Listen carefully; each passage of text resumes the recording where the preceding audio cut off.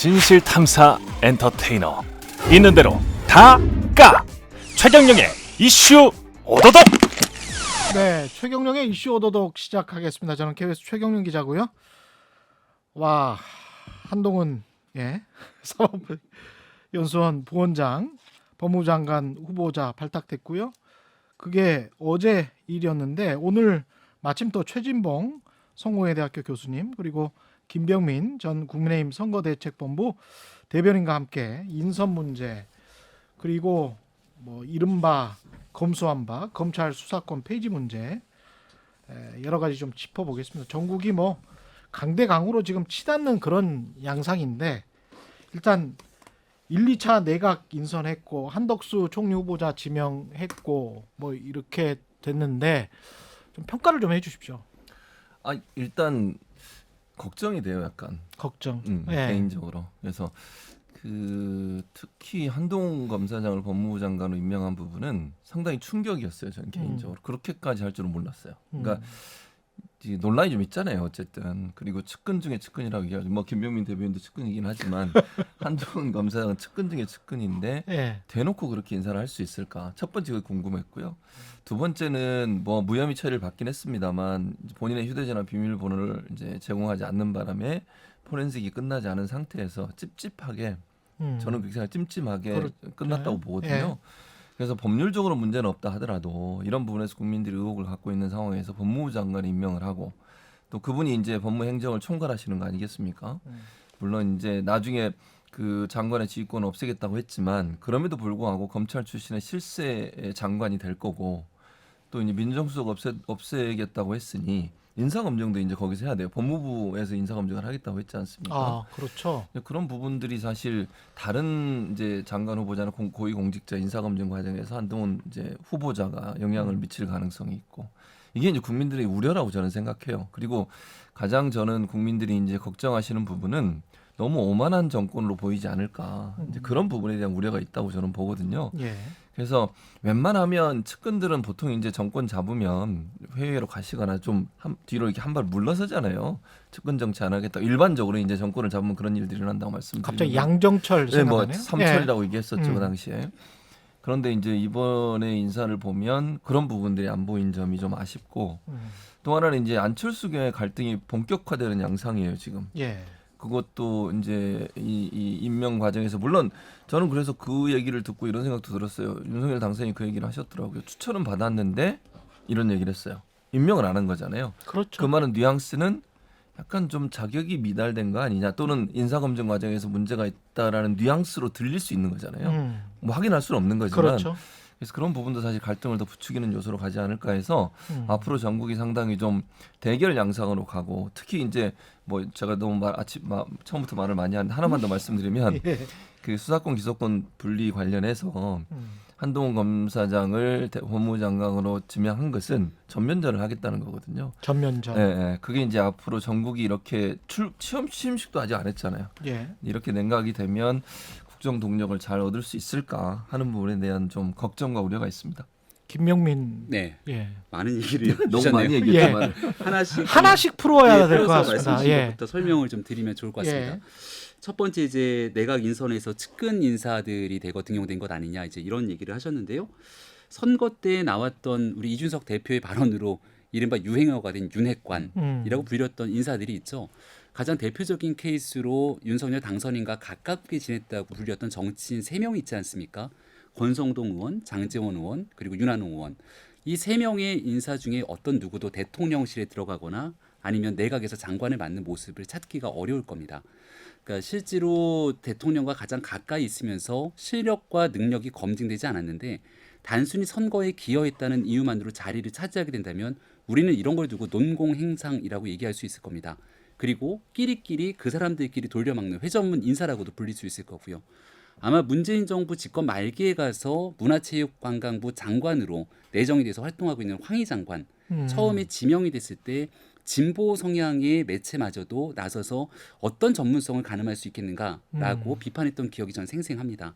이런 측면에서 바라봤을 때 적어도 측근 인사라고 지금 현재 있는 사람 이 내각의 후보군들을 비난하기에는 아직 시작되는 과정 속에서 저는 근거가 좀 많이 빈약하다 이런 말씀을 좀 드릴 수밖에 없을 것 같고요.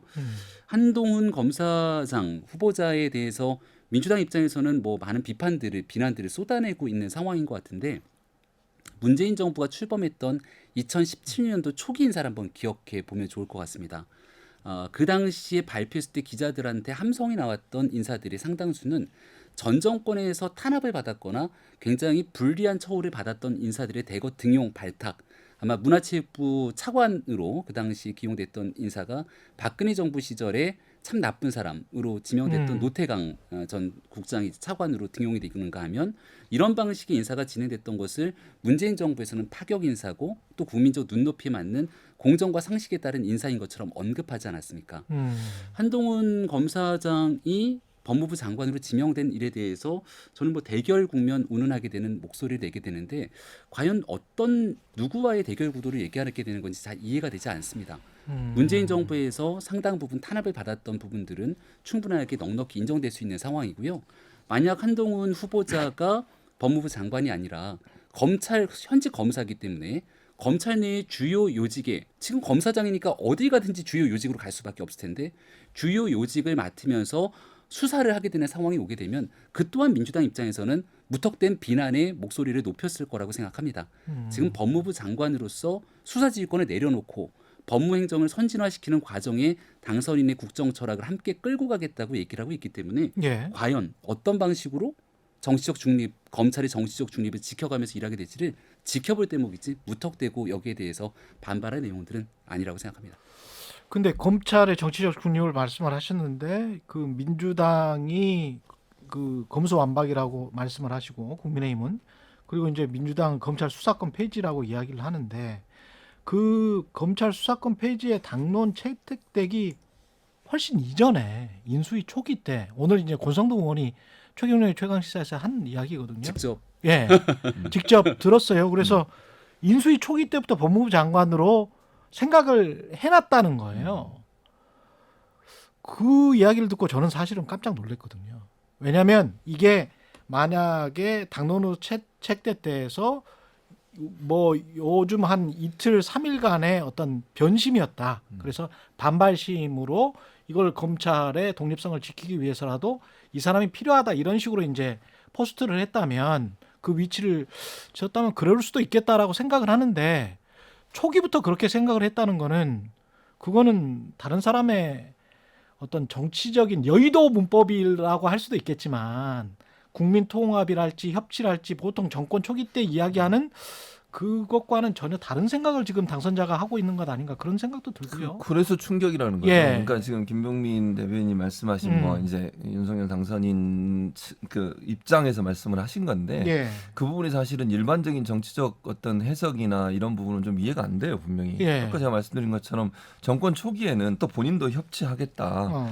공동정부 만들겠다 이렇게 얘기하셨는데 실제 이 인선 과정 인사가 어쨌든 그걸 보여주는 가장 대표적인 어떤 메시지 아니겠습니까? 근데 그런 부분이 대결 구도로 가는 것밖에 안 보여요. 그리고 한동훈 검사장을 법무부 장관에 임명했을 때 어떤 반응이 올까? 이걸 예측을 못했을 거라고 저는 생각하지 않아요. 누구든지 예측 가능해요. 그러니까 어쨌든 논란이 됐던 인사고 본인의 측근 중에 측근인데 이분이 법무부 장관에 있었다면 이제 대부분의 사람들은 이렇게 생각할 거예요. 그러면 장관 중에 왕 장관이 되겠구나.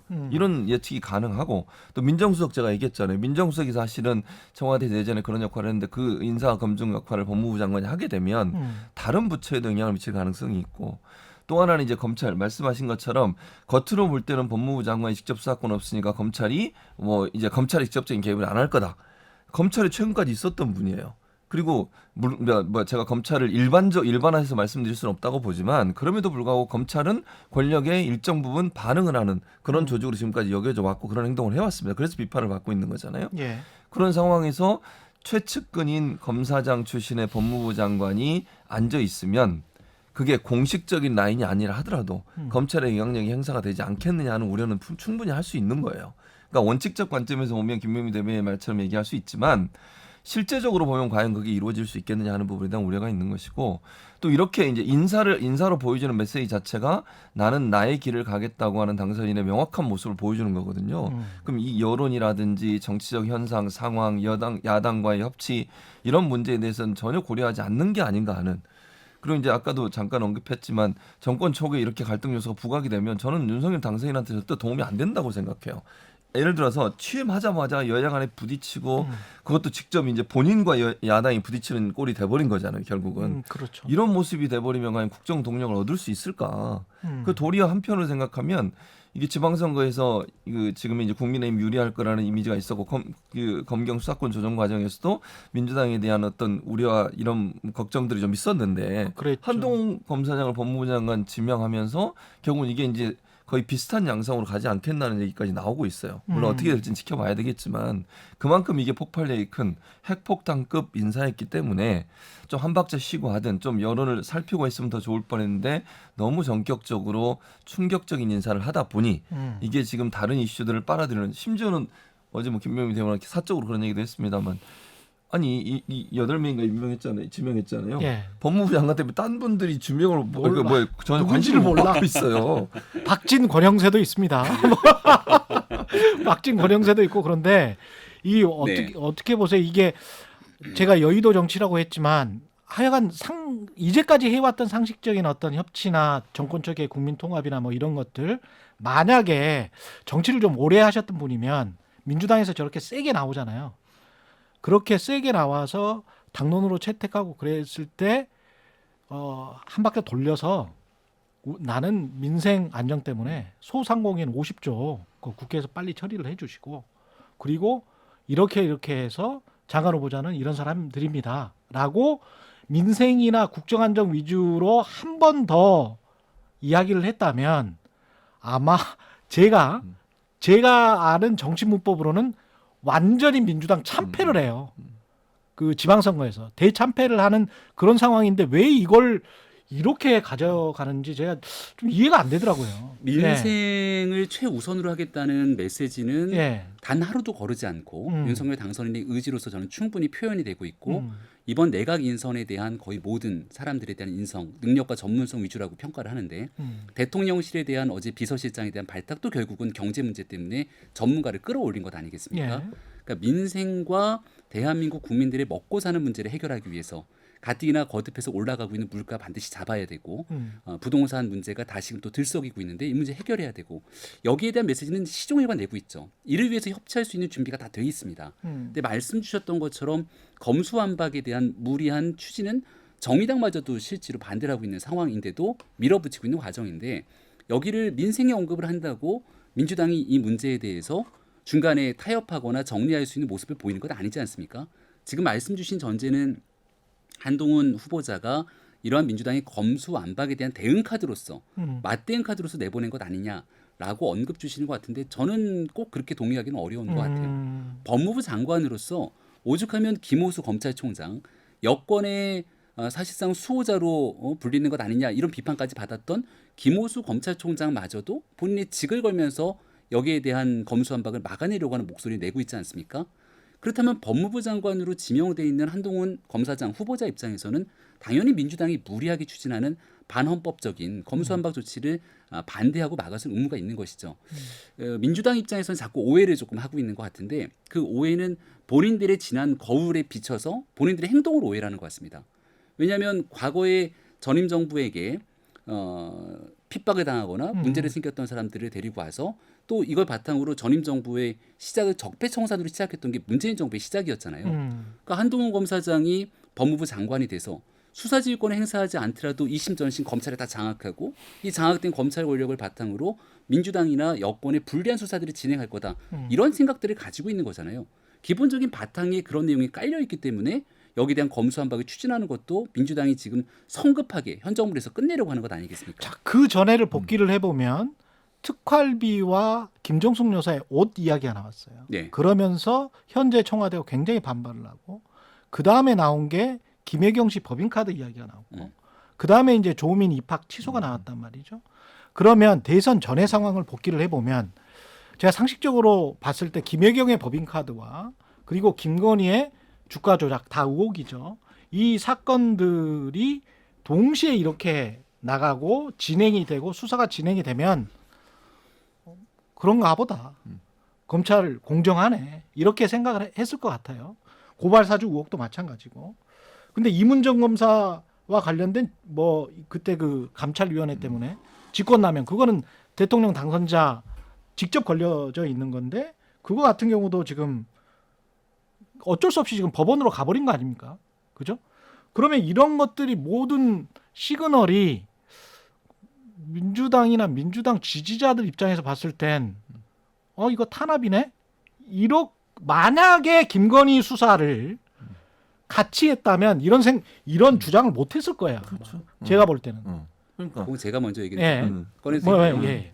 김혜경 씨에 대한 법인카드 문제를 꺼냈는데요. 음.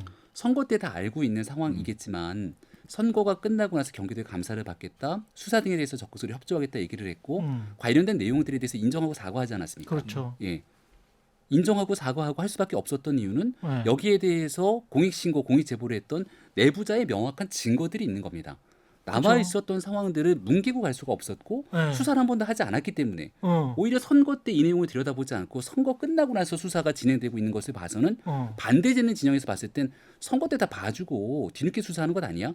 이렇게 생각하는 국민도 있을 겁니다. 왜냐하면 그렇겠죠. 지금 앵커께서 말씀하셨던 네. 건 민주당 지지층의 여론을 얘기했기 때문에 이 복합적인 과정을 놓고 봤을 때는 김혜경 씨에 대한 수사를 무리하게 별건으로 먼지떨이로 이것 끌어다가 저거 가져가고 하면서 이재명 후보 죽이게 나서게 된다면 문제가 될 수 있겠습니다만은 이미 공익제보자가 알려져 있는 상태 속에서 문제를 인정했던 일들을 정권 출범 전에 경찰이 나서서 수사하게 되는 것들 이걸 갖고 정치 보복이나 탄압이라고 얘기를 하게 되면 저는 심각한 문제가 있다 이렇게 봅니다. 아니, 왜냐하면 제가 그거를- 말씀드렸던 거 그거 하는 거는 좋은데. 그걸 왜 김건희 대표 거를 안 끌어내냐 예, 예. 이 얘기인 거잖아요. 예. 김건희 여사에 대한 건 도이치모터스 사건 예. 등에 대해서는 이미 검찰이 지난날 꽤 오랜 기간 동안 수사를 했던 상황 아니겠습니까? 1년 6개월이 넘는 기간 동안 윤석열 후보가 그 당시 조국 전 장관 문제로 검찰총장으로 재직하고 있던 당시 그 수사가 진행되고 나서 보복성 수사에 가까울 정도로 강도 높은 수사가 계속 진행돼 왔던 거잖아요. 예. 그리고 나서 사실상 무혐의로 정리가 되는 것이다라고 언급이 나왔던 보도도 있습니다. 하지만 그 건에 대해서 그 당시 법무부 장관 등이 최종적으로 무혐의를 못하게 막은 것 아니냐 이런 의혹까지 있는 상황이기 때문에 이 두 개를 같이 놓고 보기에는 상당한 무리가 있다고 말씀을 드리고요. 조민씨 입학 취소건이야말로 이거는 대통령 선거 전에 다 결정이 난 거라면서요. 2월 달인가? 근데 전혀 보도도 안 되고 알지도 못했던 상황 아니겠습니까? 선거가 끝나고 알려졌던 일들을 가지고 그건 고려대학이고 이제 고려대학이요. 부산대학은 부산대 의전원 예. 문제는 예. 이미 그 이전부터 최종적으로 거의 다 결정이 돼 있던 상황 아니겠습니까? 이런 일들을 대통령 선거가 끝나고 나서 정치 탄압으로 몰고 가기에는 저는 상당한 무리가 있다. 무리가 있다. 그래서 지켜보시게 되면 어. 민주당이 이렇게 해왔던 것 때문에 새 정부가 들어서도 똑같은 방식으로 역작용이 있지 않겠는가 이렇게 우려할지 모르겠는데요. 윤석열 당선인이 국민께 약속하면서 그러지 않은 정부를 만들겠다고 하지 않습니까? 예. 법무부 장관이 수사지휘권을 폐지하겠다는 것도 저는 같은 맥락이라고 보는데요. 음. 정권이 국민께 약속했던 일들을 지켜내냐 지켜내지 못하느냐에 따라서 결국 국민의 평가는 갈라질 겁니다. 지방선거 앞두고 있는 상황 중요할 수 있는데 사실은 정치적으로 가장 중요한 의미는 2024년 2년 뒤에 치러지게 될 총선을 통해서 예. 정권 교체가 완성이 되느냐 아니면 여기에서 실질적인 정권 교체를 하고 난 다음에 국민의 민의를 수렴하지 못하느냐 결정나거든요. 그 집권 초기 2년 동안 국민의 약속을 지키느냐의 여부에 달려있기 때문에 전 무리하게 예단해서 관심법으로 그 내용들을 이렇게 비판적으로 바라보기에는 매우 이른 지점이 있다고 생각합니다.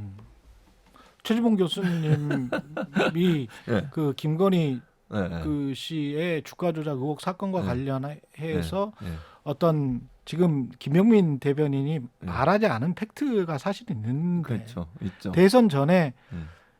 뭐 수없이 쏟아진 내용은 사실은 그 계좌를 빌려줬는데 그 빌려준 계좌 가지고 수백 번 지금 거래를 했던 게 나왔잖아요. 증거가 그리고 지금 해명이 전혀 안 되고 있는 거는 얼마를 벌었는지 또는 잃었는지 얼마나 오랫동안 그 해당되는 주식을 거래를 했는지 아주 일부만 공개를 했고 계좌 이체를 한 내역들. 그래서 이게 지금 이게 검찰이 수사를 이제까지 충분히 했다. 이렇게 보는 국민들이 있을까? 그러니까요. 사실 이거는 기자들로서는 상식적으로는 좀 이해가 안 가요. 이해가 그러니까 안 되죠. 김혜경 법인카드도 충분히 수사할 내용이라고 생각하고 이것도 충분히 수사할 내용이라고 저는 생각을 하거든요. 기자의 양심으로서는 이거 왜 수사 안 하지? 한 번도 왜 소환 조사 안 하지? 이거는 좀 이상해요. 그러니까 국민들이 볼 때는 그렇게 예. 볼 수 있다는 거예요. 그리고 예. 이제 소환은 이제 본인이 불응하시고 대선 전까지 안 나오시겠다고 예. 소환이 안 된 거잖아요. 그건 예. 소환도 안 하고 뭐 사건을 다 마무리할 수는 없고 말씀하신 것처럼 이제 대선 막판에 여러 가지 의혹들이 나오고 계좌 뭐 이렇게 거래한 내역들도 나오고 그리고 최근에 재판에서 김건희라는 파일이 나왔다잖아요. 재판 과정에서 예. 김건희 씨의 이름이 있는 파일이 나왔는데 그 내용들을 보면 그 안에 돈을 어떻게 이제 주가 조작이 이용했고 하는 부분들에 대한 내용들의 증거로 활용될 수 있는 부분인 것 같고 또 본인은 그렇게 얘기했대요. 그 재판의 증언을 들어보면 실제 그 주가 조작을 했던 직원이라고 그러더라고요. 그분은 직원이 김건희 씨가 직접 전화해서 왜 이걸 너무 싸게 넘겼냐 뭐 이런 얘기 말씀을 하셨대요. 그건 자기는 의아했대요. 왜냐면 이 계좌는 대표가 그 누구죠? 권오수라는 사람. 이 사람이 자기한테 주면서 이거 가지고 해라 했는데 왜 김건희 씨가 전화해 자기한테 그걸 물어보지? 또는 이렇게 얘기를 하지? 이분에 대한 의구심이 있었다고 얘기하는 증언이 나왔다고 해요. 그러니까 그런 부분들은 아직도 의혹으로 남아 있는 거잖아요. 명확하게 모든 게 해결이 안 된 상태예요. 그러니까 그 무혐의 처리나 이런 걸 뭐 검찰에서 안 한 이유도 제가 볼 때는 이게 명쾌하게 모든 걸 해결할 수 있는 또 설명할 수 있는 상황이 안 됐다고 하는 부분이 남아 있는 것이고 법정에서 지금 그런 얘기가 나온 상황이기 때문에 여기에 대한 해명도 반드시 필요하다고 저는 생각해요. 그 부분에 대한 해명이 안 되면 김건희 씨 관련돼서 왜 수사가 안 되지라고 하는 국민들 의혹은 커질 수밖에 없다. 왜냐하면 김혜경 씨에 대해서는 열심히 수사하고 있잖아요. 좀 강제 수사해서 압수수색도 하고 그다음에 배모 씨도 불러서 조사하려고 하고 이런 여러 가지 상황들을 하고 있는데 물론 이제 대통령 부인이 되셨으니까 뭐 그럴 수는 있겠지만 그런 부분들이 국민 볼 때는 형평성과 공정성이 맞지 않다 이런 논란일 수밖에 없는 것이고 조민 씨 관련해서 그래요. 뭐 조민 씨 그 부산대 의존은 그렇게 얘기한 거잖아요. 이게 입학에 당락에 특별한 영향을 미친 건 아니다. 뭐 자체로 자격은 된다. 다만 그러니까 잘못된 서류를 제출했을 때는 입학을 취소할 수 있다라고 하는 조항 때문에 이제 취소가 된 거예요. 뭐 그 조항을 했으니까 뭐 조항에 따른 거 맞죠. 근데 다만 그러면 이제 사람들이 의문이 뭐가 생기냐? 김건희 여사는 본인이 직접 나오셔서 그 해명하면서 본인이 돋보이기 위해서 일정 부분 이력이나 학력을 잘못 기재한 부분이 있다고 그랬어요. 예. 그리고 그분이 이제 국민대 지원했을 때 같이 지원했던 분들이 여러 명 있는 것으로 알려지고 있고 그러면 김건희 여사가 잘못된 자료나 아니면 허위로 조작된 또는 뭐 부풀려진 그런 자료로 지원을 해서 다른 사람이 떨어졌다면 이건 더 심각한 사안이잖아요. 근데 이 부분에 대해서는 왜 그럼 수사가 이루어지지 않고 있냐? 이건 국민들은 이런 의혹을 가질 수밖에 없다는 거죠. 그러니까 이 부분에서 형평성의 문제를 제기할 수밖에 없어요. 물론 제가 아까도 말씀드렸죠. 대통령 당선된 분이고 대통령 당선된 분의 부인이니까 수사를 잘 못하는지 모르겠지만 국민적 관점에서 보면 과연 공정과 상식이라는 분을 강조해서 얘기하셨던 당선인의 그 부인에 대한 문제가 과연 김혜경 씨나 다른 사람의 문제와 동일한 선상에서 수사되고 있느냐 하는 부분에 의문이 생길 수 있는 상황이어서 공정성의 문제에 대한 강력한 의문이 국민 여론에 생길 수 있는 상황이라고 보여집니다. 그리고 그런 공정과 상식의 기준에 따라서 인선이 되고 있느냐 이것도 지금 사실은 정호영 보건복지부 장관 후보자 같은 경우에 경북대 병원의 원장 또는 뭐 고위직으로 재직할 때 딸 아들이 경북대 의대 편입학을 한 거잖아요. 근데 이제 딸 같은 경우는 서울대 조경학과더라고요. 근데 이제 그 코스 자체가 떠오르게 하는 사람들이 있잖아요. 그러니까 이게 그리고 이제 그 면접을 본 사람은 또 의대 교수 6명이고 그러면 제가 이 사건 터지기 전에 어떤 병원에 그 아주 대형 병원에 근무했던 사람들 이야기를 들었는데 원저자, 본저자, 무슨 교신저자, 뭐 보조저자 해가지고 고등학생인 딸 아들을 넣는 케이스가 굉장히 많더라고요. 많아요. 예. 근데 이제 그런 대형 병원에서 횡행했던 그런 게 사실은 그 의대의 그 강력한 하이어라키 때문에 그렇거든요. 근데 병원장 정도의 고위직이면 면접 봤던 사람들은 다 후배들이에요. 후배 의대 교수들인데 그것도 같은 대학의 교수들인데 이게 이해상충이 이건 큰 이해상충일 것 같거든요. 상식적으로 봤을 때. 지금 이제 언론 예. 보도들이 일부 나오고 있고 청문회가 들어가면 청문회 과정에서 민주당이 야당으로서 인사검증을 철저하게 하지 않겠습니까? 예. 아마 대한민국 국민들이 보기에 이번 인사검증 과정에서도 과거처럼 무슨 7대 기준 뭐 이런 부분들을 딱 선정해 놓지는 않았지만 적어도 대한민국 청년들이 생각하고 있는 공정과 상식 속에서 누군가의 기회를 박탈하는 일만큼은 아주 국민적 눈높이가 꽤 상당히 올라와 있다고 저는 생각을 합니다. 예. 그게 바로 입시에 대한 문제, 취업에 관한 문제, 병역에 관한 문제 이런 부분들은 아마 그렇게 진행될 거라고 보는데요. 예. 여기서 이제 나와 있는 의혹 제기들이 있을 거고 또 얼마나 후보자가 소상하게 그 일에 대해서 설명하는지가 남을 겁니다. 근데 이제 문재인 정부에서 지난 날에 있었던 일들을 더 크게 만들었던 건 문제가 제기됐을 때 의혹만으로 임명하지 않으면 나쁜 선례를 남게 된다. 이러면서 임명을 강행하고 35일 만에 그 직에서 내려오게 되는 일들이 있지 않았습니까?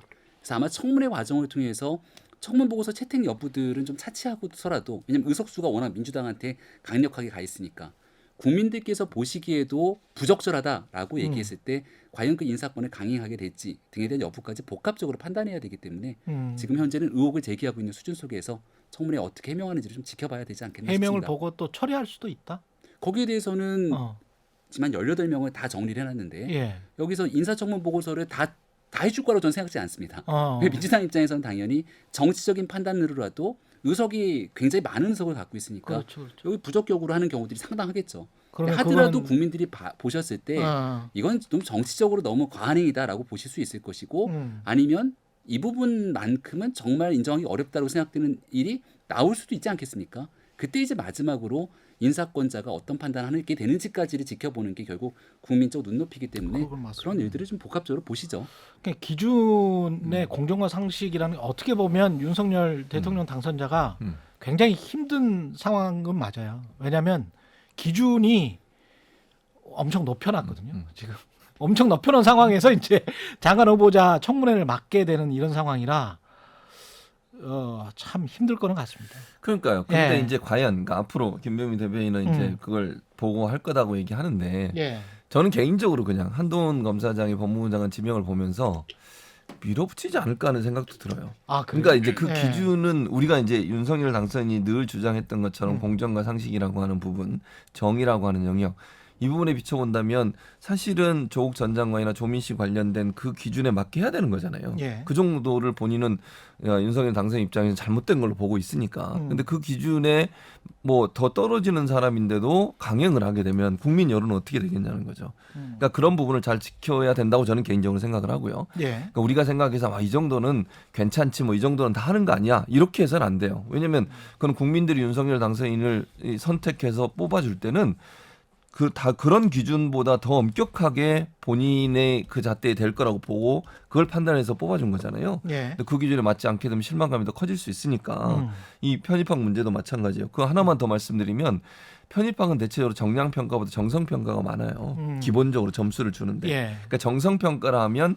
면접이나 구술 이런 걸 하는 그러니까 점수로 이게 딱 나와 있는 성적만 보는 게 아니고 면접 과정에서 면접관이 판단하는 경우가 많다는 거죠. 그러면 이 면접관들의 주관적 판단이 들어갈 개연성이 높아져요. 정성평가 점수가 높아지면 높아질수록. 예. 근데 일반 뭐 그 신입생들의 정시나 수시보다 훨씬 이 그 편입학에서는 그런 재량권이 훨씬 많다는 거죠. 그러니까 이제 더 의혹이 생기는 거예요. 말씀하신 것처럼 병원에 있는 6명의 그러니까 교수들이나 의사분들이 했는데 병원장이나 아니면 그 당시에 뭐 첫 번째는 병원장은 아니었지만 또 중요 처장인가 하셨더라고요. 알고 있었다면 만약 그분의 자제인 걸 알고 있었다고 하면 그거 자체는 좀 상당하게 의혹이 생길 수 있는 부분이다. 뭐 지금은 단정적으로 얘기할 수 없는 상황이니까요. 그래서 그런 부분들은 아마 집중적으로 얘기가 될 것으로 보여집니다. 예. 그리고 안철수 인수위원장이 지금 저 휴대폰 꺼놓고 꺼놨다고 합니까? 잠적 뭐 이런 식으로 지금 보도가 나오고 있습니다. 지금 현재 우리가 녹화 들어가기 바로 직전에 보도인데 그 전에 사실은 제가 이제 말씀을 못 드리겠는데 이태규 의원이 인수위에 사퇴하게 된 배경도 국민의힘 그 최고위 관계자로부터 제가 이야기를 들었어요. 그래서 어떤 일이 있었더라고요.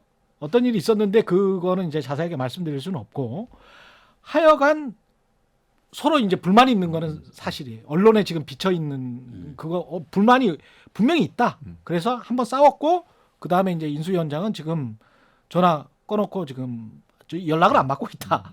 뭐 이런 건데 우리 이게 언제 나가요 방송이? 오늘 저녁에요. 저녁에. 예. 네. 어떻게 숫자가 좀 보세요? 있군요. 예. 어떻게 보세요? 이 상황을.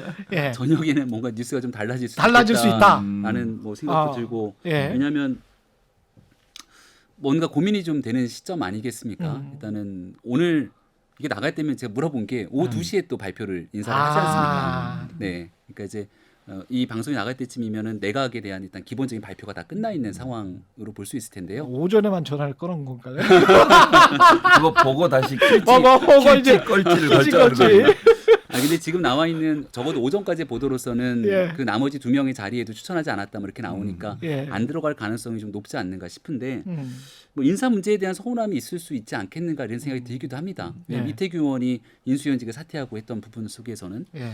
근데 이제 선거 때에 단일화를 하면서 공동정부 구성을 위한 비전을 함께 만들자 그리고 함께 실행하자 등에 대한 언급을 했기 때문에 안철수 위원장한테 인수위원장도 주고 또 인수위원회 거의 3분의 1에 달하는 인사들이 와서 5년의 윤석열 정부의 이 국정 운영 청사진을 함께 짠 것 아닙니까? 여기에도 들어가지 못해서 선거 때 열심히 노력했지만 아쉬워하는 인사들도 상당히 있습니다. 있어도 그런 사람들조차 모두 정권 교체를 위해서 함께 일을 하려고 노력했던 것이고 어느 자리에 가든지 자리에 가지 않는지가 중요한 것이 아니라 어떤 위치에서든지 함께 협력해서 노력하자. 다 뒤로 한 발씩 물러나게 되는 선당 후사, 선당보다는 그 선국 후사가 맞겠죠. 나라를 위해서 먼저 생각하고 뒤로 빠져주는 모습을 취하고 있거든요. 안철수 위원장에 대해서 아마 많은 예우들을 하려고 노력했던 것 같습니다. 근데 최종적으로 인사를 추천했는데 안 됐다고 얘기가 나오면서부터 문제가 불거지게 되는 것 같은데 인사는 이제 검증의 과정들이 있는 거라 그 검증에서 탈락하게 되는 사람들도 있을 거잖아요. 예. 그리고 인사 검증을 위해서 전문성과 도덕성이 있는데 전문성으로 봤을 때 최고의 전문가를 모시기에 그 경력에 맞지 않거나 직에 대해서 적합지 않은 사람들도 있지 않겠나 혹시 생각을 해보게 됩니다. 제가 안에 들어가 있는 건 아니니까.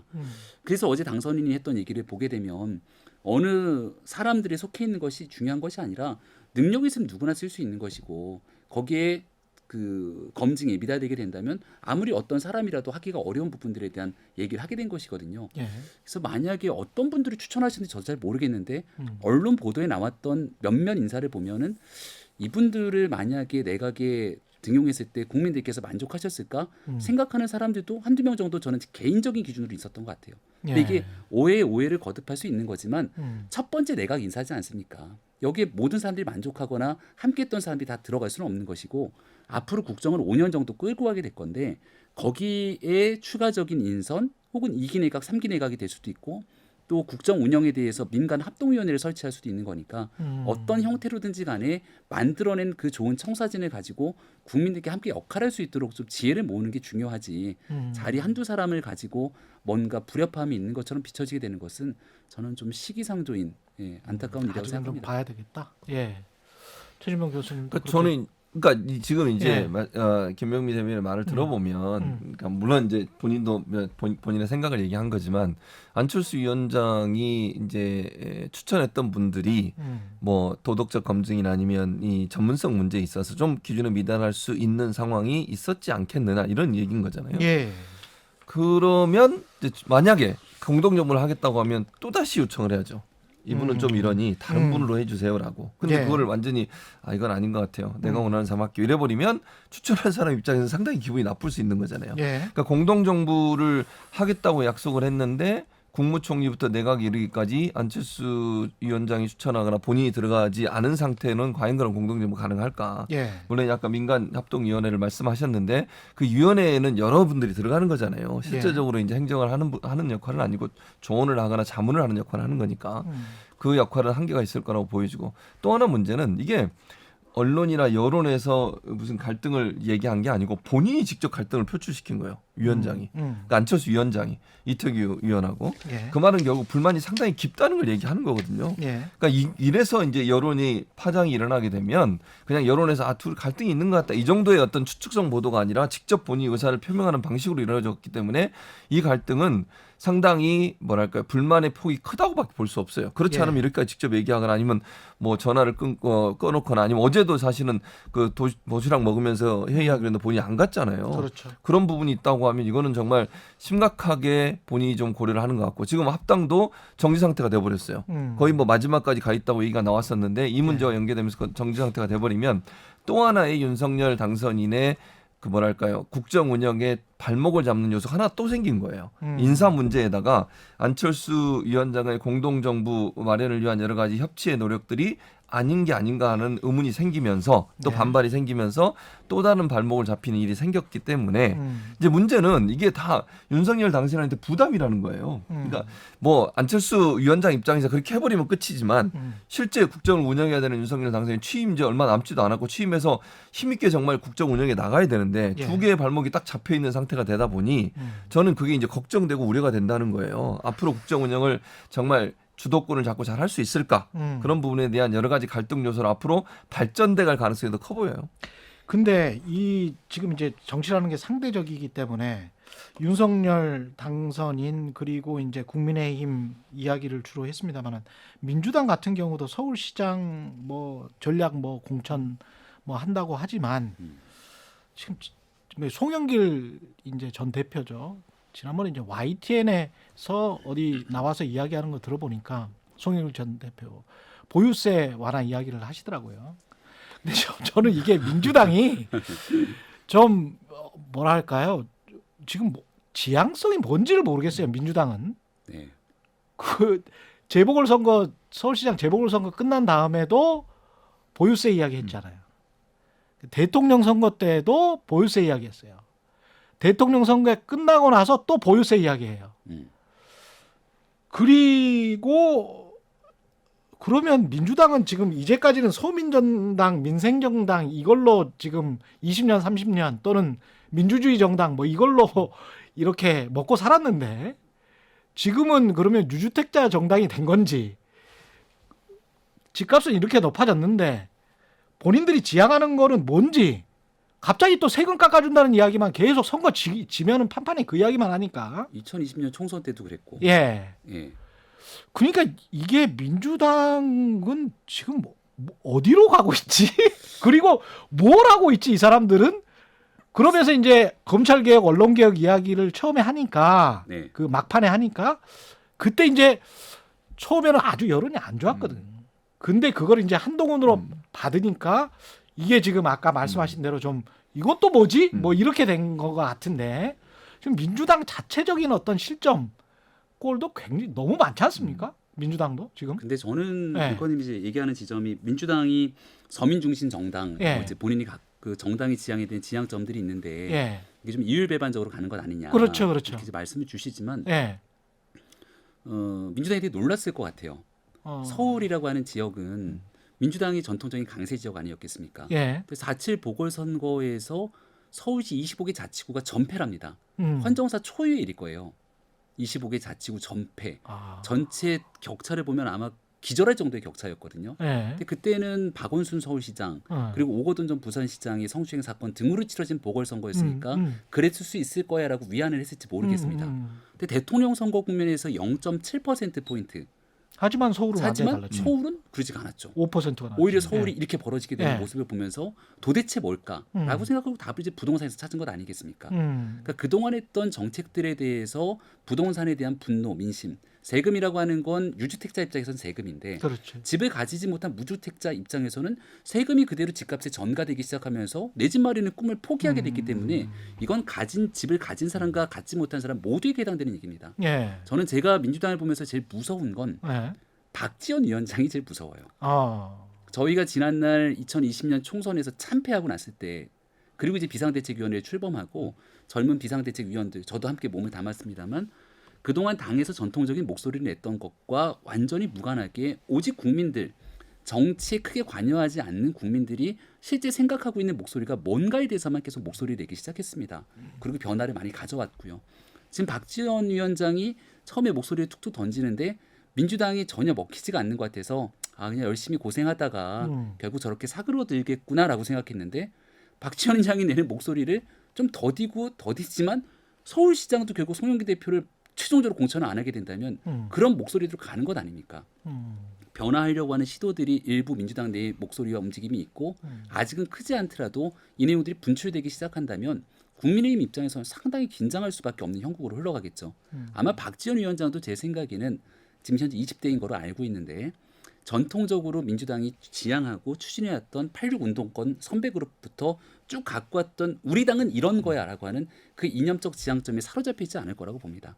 그런 인식을 바탕으로 어떻게 시민들의 삶에 대해서 얘기하는지가 지방선거에 중요한 영향을 미칠 텐데 민주당의 성패는 결국 박지원의 길을 가느냐 아니면 박지원의 길을 완전히 무시해버리고 전통적인 민주당으로 돌아가느냐에 달려있다고 저는 생각합니다.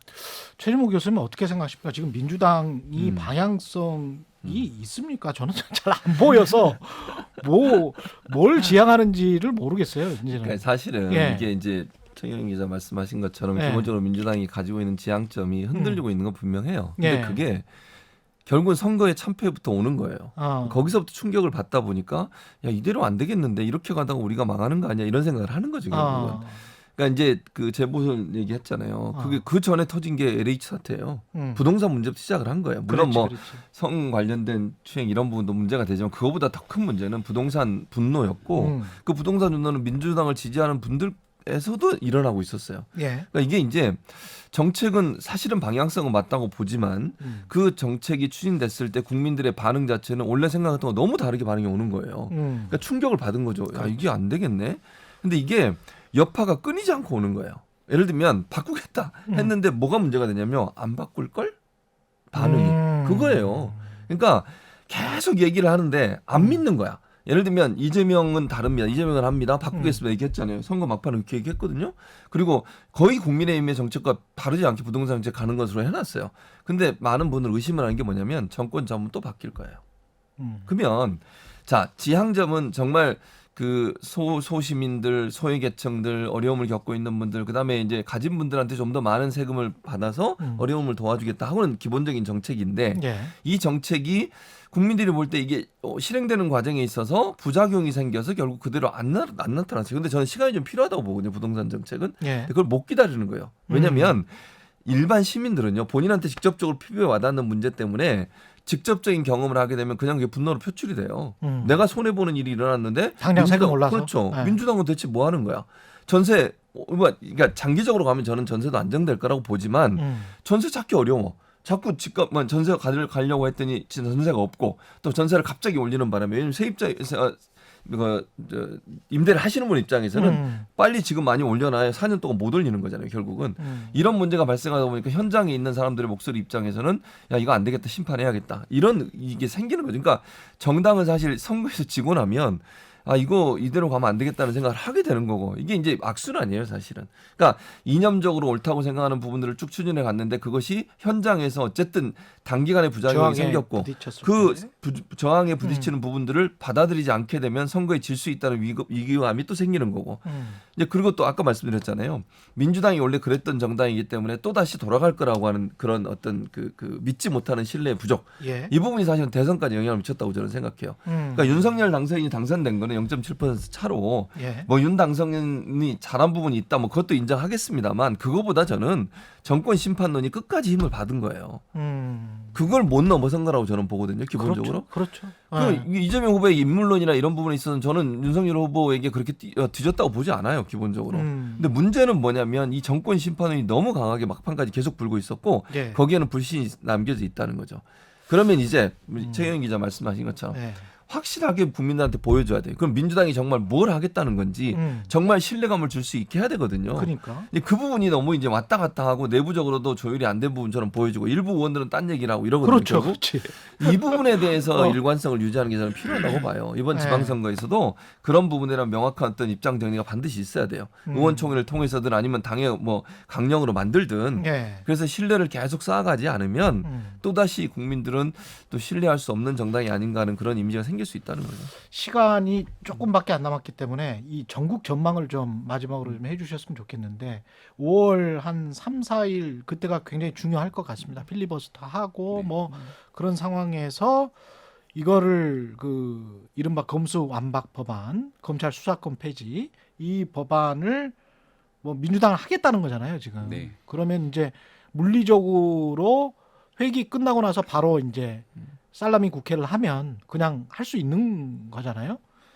그러면 그때 이후에 그 과정도 중요할 것이고 그 과정과 그 이후에 그게 또 취임 전이란 말이죠. 대통령 취임 전이고.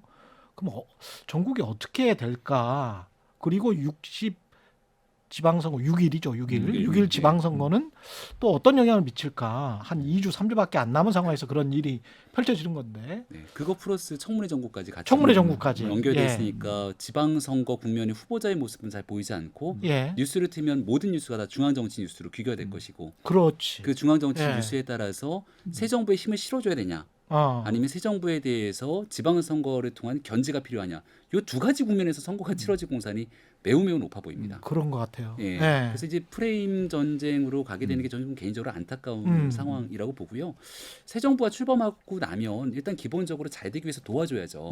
그리고 지금 당면에 있는 건 부동산 문제부터 치솟는 물가라든지 진짜 일자리에 관한 국민의 삶에 관련된 게 너무 많거든요. 예. 코로나도 이제 거의 정리가 돼가고 나면서 코로나 이후의 시대에서 지난 2년간은 상당히 다른 문제들이 펼쳐지게 될 텐데 누적된 문제들이 막 쌓여서 분출하기 시작할 겁니다. 근데 이 6.2 지방선거가 딱 껴있게 되니까 성공한 정부를 해서 박수치기가 어려운 거예요. 민주당 입장에서도 그렇고 예. 민주당을 적극 지지해왔던 지지층 입장에서도 마찬가지고 아. 그러니까 이게 오히려 현재 수면에 보이고 있는 갈등의 그 빈도, 그 네. 갈등의 민도는 저는 생각보다 되게 낮다고 봐요. 그리고 여의도에서 만나게 되는 민주당 정치인들이나 실제로 우리가 교류하고 있는 사람들과 얘기를 나눠봤을 때는 뉴스에서 나왔던 것만큼 갈등의 구도들이 크지가 않습니다. 격화돼 있지 않다. 전혀 그렇지 않다고 보는데 헐리우드 액션이 좀 있다. 심할 정도로 있죠. 심할 정도로. 왜냐하면 지방선거를 목전에 두고 있는 상황이라. 그래서 이게 이렇게 막 분출이 되기 시작하면 결국 국민 삶에 타격과 피해가 오게 되는 거니까 선거는 선거라서 그럴 수 있자 치더라도 절대 놓치지 말아야 되고 간과하지 말아야 될 민생 문제만큼은 이것과 별개로 좀 협조하는 모습을 민주당이 가지면서 정치행위를 하더라도 그렇게 좀 했으면 좋겠다는 바람을 말씀드립니다. 농구에서 왜 안 때렸는데 막 맞은 척하면서 막 이렇게 공 놓치고 예, 어떻게 전국 전망하십니까? 그러니까 저는 예. 뭐 이게 그 검경 수사권 조정 문제, 수사권 폐지 문제는 저는 좀 그래도 확실히 그러니까 예를 들면 수적으로는 가능한데 지금 현재 뭐 살라미 전법으로 해서 회기를 넘기는 방법까지는 가능해요. 그 다음은 이제 박병석 의장이에요. 그렇죠. 이제 여기도 저는 고비라고 생각해요. 박병석 의장의 예전의 모습을 보면 그렇습니다. 합의해 오세요. 그러니까 예를 들면 민주당이 요구한다고 바로 상정하고 이러지 않아요, 그분이. 그랬었거든요. 네, 예. 그러니까 그런 스타일로 본다고 하면 뭐 제가 볼 때는 합의해 오세요 이러면서 시간을 끌 수도 있다고 봐요. 그러니까 그게 민주당이 지금 원하는 그 시간표 스케줄대로 완전히 이루어질 건 아직은 모른다. 좀 그렇습니다. 지켜봐야 된다고 봐요. 예. 여러 가지 변수들이 있다고 저는 보기 때문에 그 과정들이 쭉 진행되고 물론 민주당은 추진할 걸로 저는 보여지고요. 예. 당론을까지 정했으니까 다만 그것이 정말 그 시간표 원래 계획했던 시간표 안에 다 맞춰질지는 아직까지는 미지수다라고 저는 말씀을 드리고 싶고 이제 결국은 이제 선거는 민심인데 민심이 어떻게 반응하는 문제라고 저는 봐요. 그 문제도 그 문제지만 아까 말씀 청문회 과정에서 어떤 일이 터져나올지 아무도 몰라요 지금. 그러니까 지금 후보들만 지명이 된 상태 한동훈 검사는 당연히 뭐 엄격한 청문회 검증이 들어갈 것 같고 예. 나머지 분들에 대해서 여러 가지 나오는 얘기고 지금 심지어는 총리 후보자도 계속 문제가 나오고 있어요. 그러니까 처음에는 뭐 그 정도면 문제없이 통과되지 않을까 하는 생각을 했었는데 하나하나씩 지금 나오는 얘기들이 그렇죠. 쌓이다 보면 이게 가랑비에 옷 젖는다고 이게 충격이 커질 수 있어요. 근데 총리 인준도 사실은 민주당에서 그러면 여론만 부정적으로 돌아서면 언제든지 막을 수 있는 상황이잖아요. 인준이 안 될 수도 그렇죠. 있어요. 그러니까 역풍을 맞지 않으려면 결국 정말 여론이 어떻게 흘러가는지 잘 봐야 되겠지만 지금의 여론은 제가 볼 때 장담할 수 없다. 그러니까 무슨 말이냐면 여론이 이 정도면 괜찮아 이렇게 판단할 수 있는 상황은 아니라고 봐요. 둘 다. 예, 그럼요. 그러니까 저는 이런 부분이 어떻게 영향을 미치냐에 따라서 정권의 견제를 해야 되겠구나 하는 생각이 더 들 수도 있다는 거죠. 그러니까 정권 초기에는 당연히 정권을 잡은 측이 유리한 상황일 텐데 예. 지금의 상황으로 보면 꼭 그럴 수 있는 상황은 아니다. 그래서 정권 심판이 더 힘을 얻을 수 있는 상황이 견제라고 해요. 심판보다 견제라고 할게요. 정권을 견제해서 너무 폭주하거나 너무 독단적으로 하거나 오만한 모습을 보이는 부분 부분들에 대해서 겸손하게 만들어야 되겠구나 이런 판단이 쓰게 되면 예. 지방선거는 아까 말씀하신 것처럼 중앙 이슈가 지금 거의 다 빨아들일 수밖에 없어요. 그 줄투표가 일어날 가능성이 있잖아요. 예. 너무 많은 사람을 찍다 보니까 결국 정당을 보고 찍을 가능성이 높아지는 상황이 된다. 그러네. 그리고 또 하나의 문제는 뭐냐면 지방선거는 대체적으로 투표율이 낮아요. 그렇죠. 지지층을 얼마나 많이 끌어내느냐의 문제예요. 네. 결집의 문제가 저는 중요하다고 보거든요. 음. 이 부분도 변수가 될 수 있어서 저는 이게 어느 누구도 장담할 수 없는 상황이 됐다고 봅니다. 알겠습니다. 여기까지 하겠습니다. 좀 정리가 저는 됐는데 예, 청취자분들도 정리가 되셨을 것 같습니다. 최경영의 이슈 오도독 오늘 이 시간 최진봉 성공회 대학교 교수 그리고 김병민 전 국민의힘 선거대책본부 대변인이었습니다. 고맙습니다. 감사합니다. 네, 고맙습니다. 예, 단단한 껍질에 쌓여 있는 궁금한 이슈를 들고 다음 이 시간에 다시 찾아오겠습니다. 고맙습니다.